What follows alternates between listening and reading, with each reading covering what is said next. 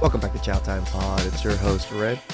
I got videos today from Male Choices. Single women blame men for staying independent and going our own way. Please like and subscribe down below. I really appreciate that. Let's get that chow. It's chow time. There's no actual reason to get married. It can complicate things. I have some friends that just have a woman they love and they had kids and they just didn't get married. I find them happier than those that get married. There's something about it. I don't know what it is, but I feel like once you put the marriage... It's that leverage that these women have, and they change because they understand they can do whatever they want now and they can take half your assets. I think that really plays into a lot of women's psyche, that now they're the ish. Marriage title on it. There's just this like added too, pressure right? Yeah. that like the relationship doesn't need. Did you hear about this new food that like completely destroys sex drive in women? No. Wedding cake. All right, welcome back, everyone. Today, we're diving into a topic that's taking the dating world by storm. Women are in full panic mode, as more and more men are choosing to walk away from relationships and the games being played. But before we get into why this is happening and what it means for the future, make sure you smash that like button, hit subscribe, and ring that notification bell so you don't miss any of these hard-hitting truths. Let's talk about what's really going on as men are taking control and stepping away from the madness. Women are not desirable right now. Everyone's a Kim Kardashian clone. I asked you earlier, what don't men want? And you said promiscuity. Well, that seems about the only thing that's being offered right now. Yep.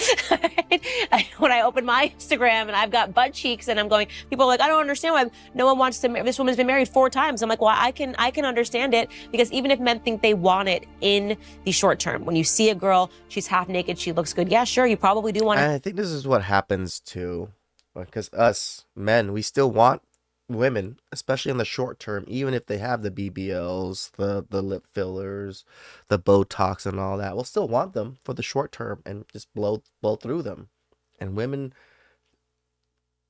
use that attention as, oh, I have to get these things to get married. No, girl. You do these things to get ran through, not get married. To have sex with her. I bet you're wired that way. You're hardwired that way. Yeah. But then what happens after you have sex with her and you realize that so did 20 other dudes 100%. in the same week? You don't want her. You nailed it. You're absolutely not. This time, it's Candace Owens who's leading the charge, and she's spot on with her take. She's out here calling out modern women for being nothing more than Kardashian clones. And she's right. She's talking about how these women are flaunting their bodies all over social media, thinking that's what makes them valuable, and wondering why men aren't sticking around. Candace is sharp. She knows that this hypersexualization and focus on looks isn't going to lead to real relationships. Instead, it's leading to short-term flings and a whole lot of broken expectations. And then you've got Andrew Tate jumping in to back her up. He's saying exactly what needs to be said. Men might be attracted to that Kardashian image at first, but it's just surface level. They see a woman half-dressed looking good, and yeah, maybe they want her for the night. But that's where it ends. Once a man realizes she's been giving the same show to 20 other guys that week, the respect's gone, the attraction fades, and he's moving on. Tate's all about how men don't want a woman who's been passed around, and in this moment, he's fully in agreement with Candace. Together, they're exposing this modern lie that women have been fed, that promiscuity and attention-seeking online equals empowerment. Candace is saying it loud and clear.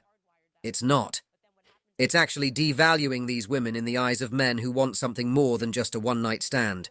Tate backs her. That's the saddest thing that these women don't realize. Back in the day, that was such a prevalent thing. Don't give yourself away so much because you're going to lose value. You're not going to be so wanted.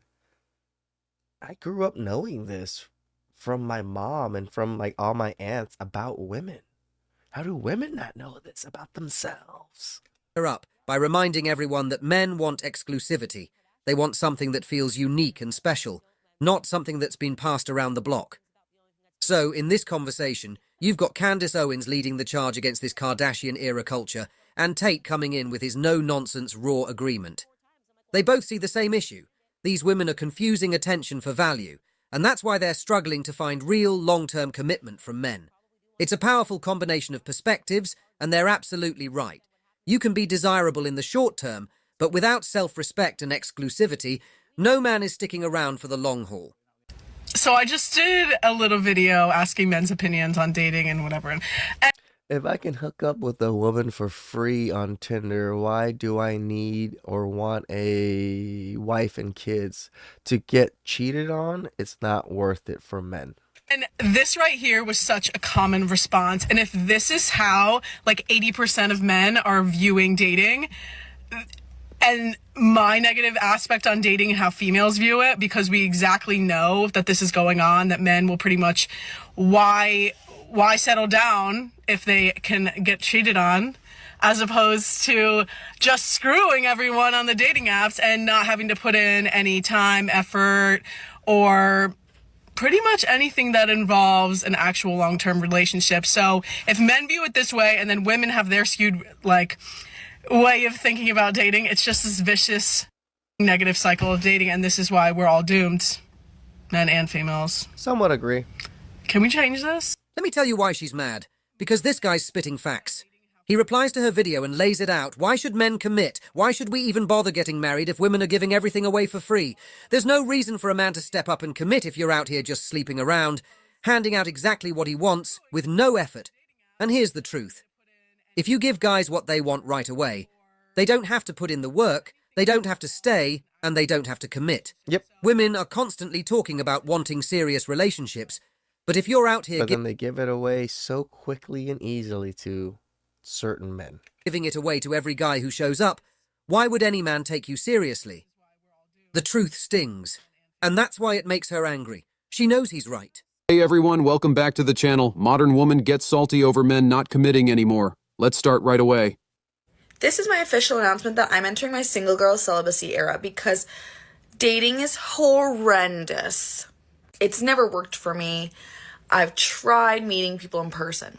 It's always funny that they always go celibate after they've been ran through, but they never choose to be celibate before the run through. They always do it afterwards because they have to think about it and internalize everything, pun intended, I guess. I've tried meeting people through others. I've tried dating people I've already known. I've tried Hinge and Bumble and like all the things.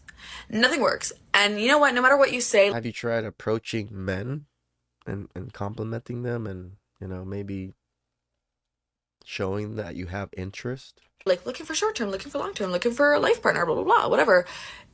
You know what happens? A man reads that. It goes to the retina, into their brain, and is like casual. No matter what. You could be like looking for a serious life partner to marry next week. Casual. And when I say, apparently, let's go out and do something on Friday, that goes into the man's ear, and the way their brain processes that comes out as, come over to my house and do me on Friday. Yeah, maybe actually plan something and do the work if you want to go out and stuff instead of just telling us that you want to go out and have us plan everything, because our plans is probably going to involve what you just said. Sir, I don't need you for that. And that's what your right hand is for. So have at her, Anyway, I'll probably be on the apps next week, but this is my vow of celibacy as of right now, so let's see how that goes. Here's the truth, and it's harsh. By the time women hit their 30s and 40s, the dating game has changed, and a lot of them are only realising it once they've lost power in the market. The reality is, most men in their 30s aren't out here looking for a life partner. Why? Because they know they've got better options, and when a guy does settle for a woman in her 30s or 40s, chances are he's probably not that important to her. Nope. She's still chasing the top-tier guys, but now she's losing her grip. It's wild to see how women suddenly start yelling for a relationship the moment they're... The way he said that, I just imagine like a Chad running like this, and then just women are like grabbing onto his tailcoats, and then just slowly, like women are just slowly slipping off as they can't grab on. For some reason, that image popped in my mind right now. power over men fades. Why is that? Where was all this talk 10 years ago? Back when they were in their early 20s, they had the dating world in their hands. They did. But now that they're facing the reality of age and competition... For us guys, it's like 30s, like early 30s, maybe 32-ish, all the way to like early 40s. That's our stride. I'm experiencing it right now. I'm 37. I worked on myself. I became a little bit successful. I see how women treat me. I see how women gravitate towards me so much differently than when I wasn't and when I was younger. It's a truth, guys. You know, Red Pill talks about it so much, but it's not wrong in any sense. Now they want commitment. Come on, you should have been focusing on this back when you were 20, not waiting until you're losing the game. In your early 20s, that's when you should have been pulling the trigger, when your chances of landing a high-value man were at their peak. But instead, they hit the button on the slot machine too late. And now they're wondering why they're not hitting the jackpot. In a You waited healthy too long and the marriage, game's moved you on. have sex. And unless there are extenuating circumstances, a reason why that can't be, if both people are physically able to have sex, they should be. That is the mode of a healthy relationship. However, many of us get into what we call an intimacy withdrawal. It's like our bank accounts, our emotional accounts, our physical accounts, our relational accounts have become over withdrawn. We are in a negative balance. Leave a comment if this sounds familiar to you. Like, here's an example of what we often see. Sometimes maybe a wife and a husband will be home at the end of the day, and the wife wants to share something with her husband, and the husband's on his phone and he's checked out. And the wife does not feel heard and does not feel like her husband is emotionally supported. All right, let's be real here. Men have stuff to do. We're out here grinding, working long hours, handling business, trying to make things happen. Call your girlfriends. Talk to them. Gossip with them. Give them your daily routine and Joe said who about Susie or whatever. I don't care. If there's a problem to be solved, let me know. I will take care of it. But if you just want to yammer around about who's who and who did what, me no cares. So yeah, sometimes we come home, and the last thing on our minds is sitting down to hear about every single detail of the day. We're tired, mentally checked out, and need to unwind. And you know what? That's not something to apologize for. Here's the deal. Men are carrying weight. We've got responsibilities, we're building careers, and frankly, we don't always have the luxury to sit down and have a deep conversation every night. And just because we're on our phone for a minute doesn't mean we're checked out from the relationship. It's not that we don't care. It's that we've been dealing with everything outside the house all day, and we need a second to recharge. The truth is, some women expect us to be emotionally available 24/7. They do. And that's just not realistic. She's complaining that she doesn't feel heard, but maybe she should take a step back and realize the guy's been grinding all day for both of them. He's out there handling the tough stuff, making sure things are good financially, keeping the household secure. That's his way of showing up. It doesn't mean he has to be emotionally available every single second. Look, just because we don't want to sit down and talk about feelings at the end of a long day doesn't mean we're checked out from the relationship. Just because we don't want to talk about our feelings or feelings in general doesn't mean we don't love you either. Just keep it at a low. Men contribute in their own way, and sometimes that way is through action, through working hard and providing. So yeah, maybe cut the guy some slack. He's doing his part, and sometimes that should be enough. Husband, wife, they're supposed to be up here, above almost everything else, including yourself. So I know that if he doesn't want me to do something, he has a good reason for it, and I know that he has my best interest at heart, just like I do for him. So I can be independent, opinionated, and be my own woman while still respecting and listening to my man. So many women are not reacting well to this, but she did not say, if my man says no, I listen. What she said was, I respect my husband because he respects. This is exactly what's missing in so many relationships today. Respect. This woman gets it. She's saying that her husband comes first, above almost everything else. How many times do I always say our culture here in the United States does not propagate respect? The disrespect that 18-year-olds, 20-year-olds have for people in their 30s and 40s is ridiculous to me. These people are your elders. They're double your age. They know things that you don't. You should give them a level of respect. I hate that young people nowadays are just so disrespectful to everyone, to them, to their peers, to people that are older than them, to authority figures, to teachers. It's crazy.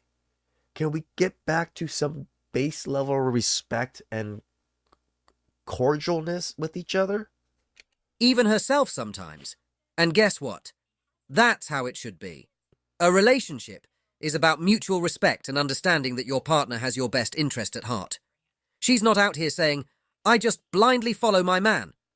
No, she's saying she trusts him because she knows he respects her in return.